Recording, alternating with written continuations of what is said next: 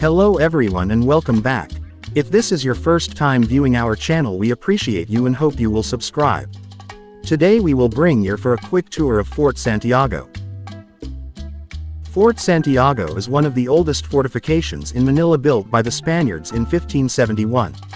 Spanish, British, American and Japanese occupation forces used the fort as their headquarters and a prison for men, women, children and soldiers.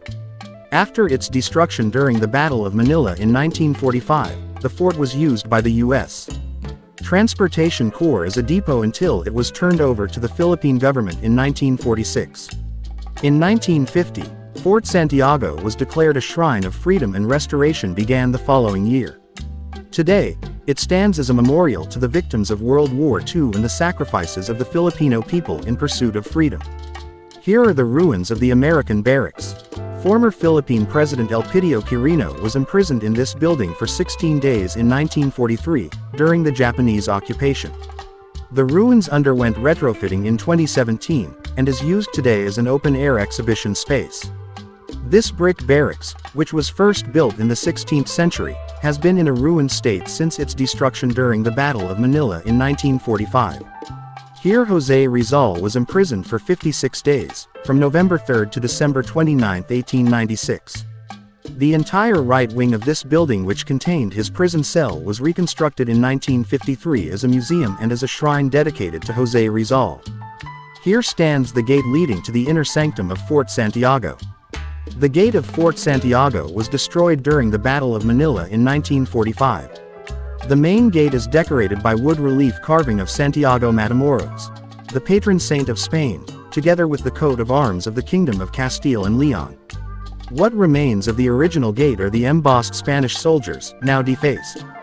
At the center of Fort Santiago is the Plaza de Armas.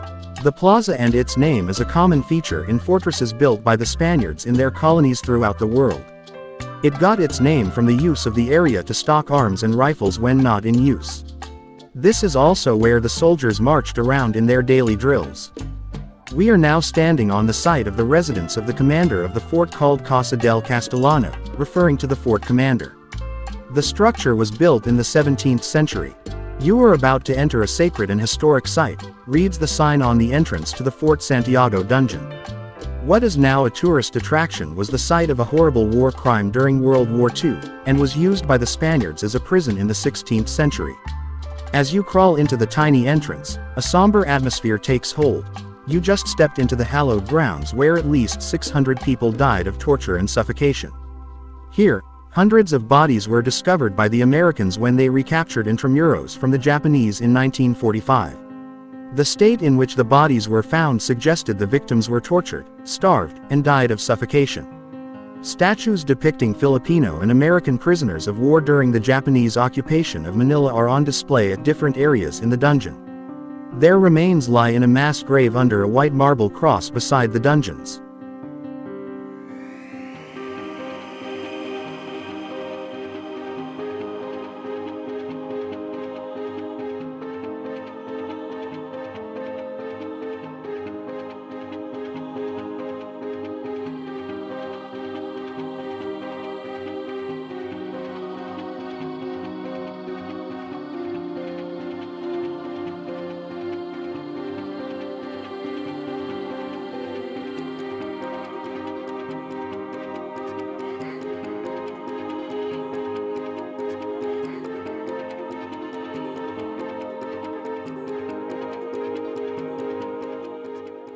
From here you can see Binondo, the world's oldest Chinatown, located across the Pasig River.